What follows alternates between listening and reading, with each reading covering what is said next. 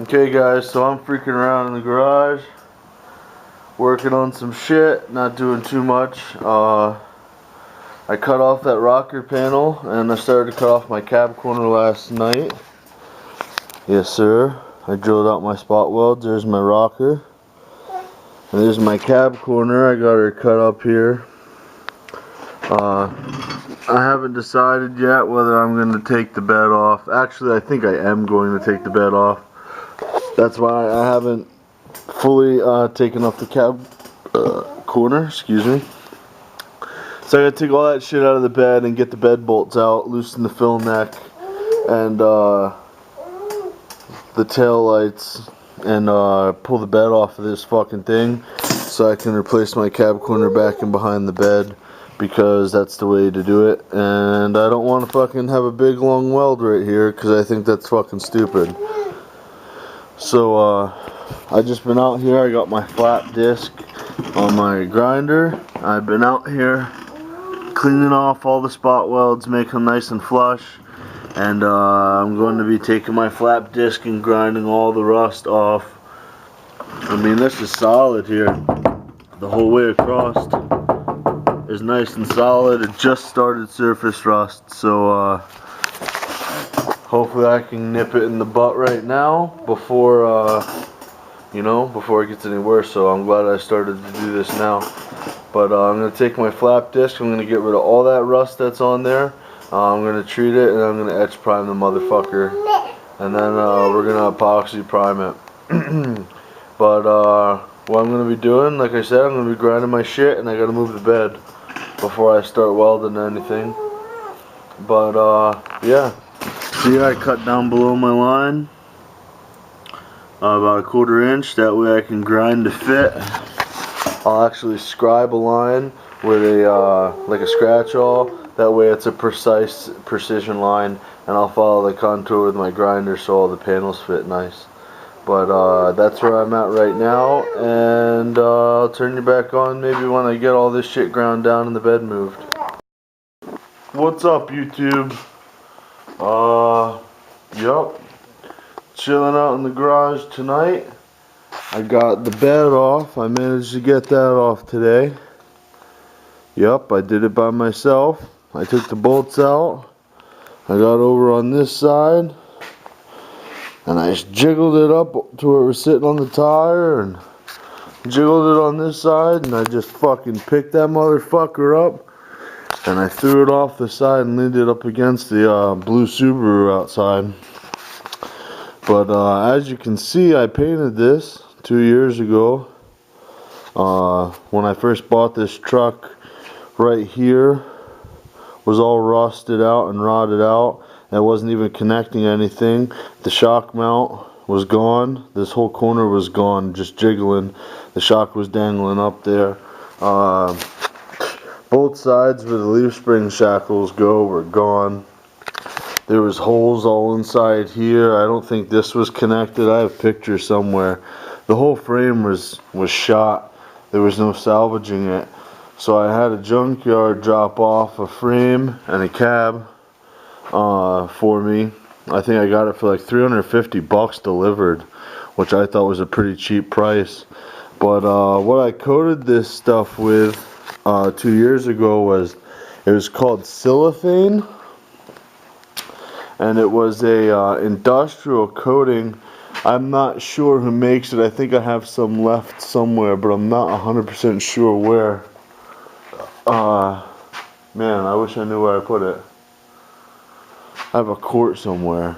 But yeah, it's called cellophane, and it's meant for industrial use on like metal tanks and things, and it's supposed to resist chemicals and rust and all weather conditions, and it's supposed to be some nasty shit. So I gave this thing 2 good coats of cellophane, but as you can see, like where the bed was rubbing, I got some surface rust coming through where the bed was bolted down. I mean, shit, there's bare metal. That's where the bed, I guess, was flopping around. I'm not sure. I had it bolted tight, but I guess vibration from when you move. But I mean, it held up pretty good. This is 2 years, not washed or nothing. it held up pretty good. I mean, can't really complain a whole lot about it. The frame looks pretty decent for what it is. You know, it was just surface rust. All I did was hit it with a wire brush and put cellophane over it, and now it looks good.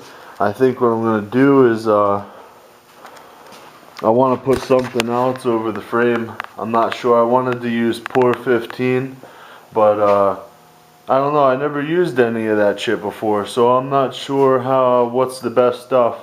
The paint supply store I go to uses, I think, Chassis Saver or something, and he says that it's better than Pour 15. He got rid of Pour 15 because that stuff's supposed to be better. And then there's another one, I forget the name of it. But I don't know if you guys have any experience with any of that hard-ass rust coating shit. But he had a nice little sample card there, that Chassis Saver, and that was some pretty durable shit. He just brushed it out, and man, it flowed out like ice. No brush marks in it or nothing, and it was hard. I couldn't pick that shit off. That's for damn sure.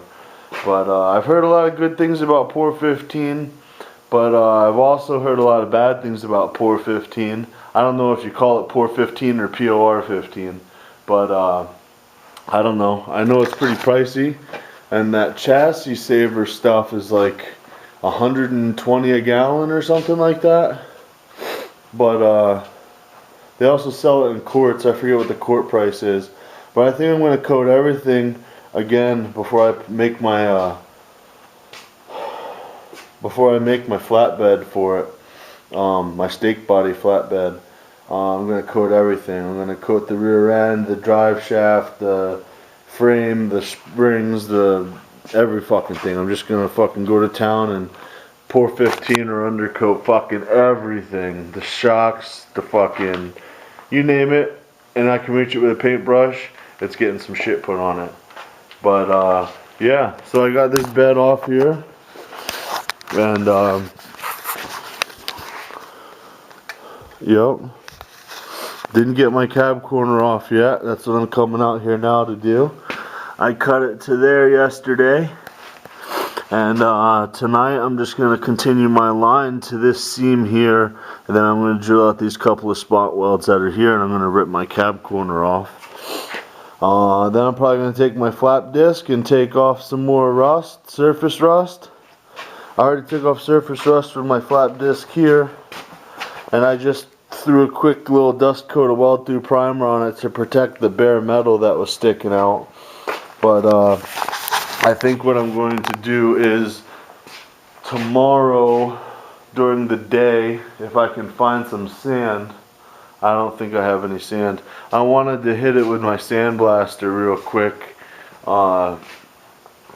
But I might not. I might just hit it with the flap disc and call it good. I don't have any sand. I use play sand when I sandblast. You kind of need two people because you need one to jiggle the bucket or jiggle the hopper as you're sandblasting, or else it clogs up. And that happens with anything, the blast media or anything. That's just the way the Harbor Freight things work. Even that little blast gun, like what Pisser has, I'm pretty sure he showed him using it, and you gotta like shake it as you're using it so it doesn't jam up, I believe. But I mean, the flap disc was doing a good job cleaning it up, so I think I'm just gonna hit it with the flap disc and grind away all that surface rust there, and then I'm gonna hit it with some etch primer and epoxy primer. But like I said, I'm gonna be cutting this cab corner off. I think I'm gonna set the tire or the camera like here on the tire or something, so you guys can watch me take out those few spot welds left. I'm sure by now you guys watched plenty of videos and know how or what to do to get rid of spot welds. But for any newcomers or anybody that doesn't know how spot welds get taken apart to remove panels off of vehicles, I'll show you right here on a couple of little spot welds I got. And then you'll know. But let me get set up here and I'll set you guys up on this tire and I'll turn you back on.